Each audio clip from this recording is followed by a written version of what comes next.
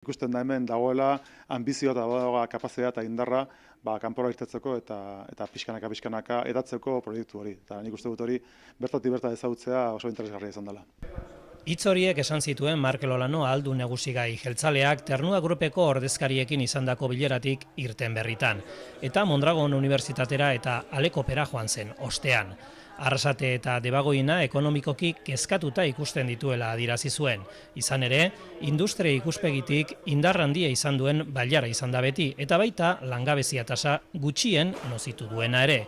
Kooperatibek bete duten funtzio soziala medio, baina azken urte eta hilabeteetan berri txarrak izan dira horrere, eta Olanoren esanetan xok hori bailara honetan ezagutzea garrantzitsua izan da, etorkizunari beste aurpegi batekin begiratzeko.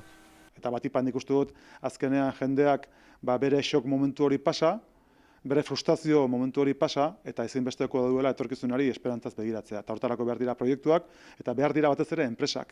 Eta behar da baita ere administrazio publiko bat enpresa horiekin elkarlana egingo duena. Ildo horretatik kritika egin zion Ezker Abertzalearen kudeaketari. Azkeneko 4 urte horien irakurketa oso kritiko bat egiten dugu Foru Aldundiaren ikuspegitik. Iruditzen zaigu hori ez dela kolaborazio hori estu-estuan egon, eta uste dugu etorkizunari begira hori aldatu beharra dagoela. Zentzu berean mintzatu zen Maria Ubarrentxena Arrasateko alkategaia ere. Kezka azaldu zuen Arrasatek duen 15% langabezia tasari erreferentzia eginez, eta enpresekin zuzeneko hartu emanean erakundeen arteko elkarlana egitaren garrantzia azpimarratu zuen.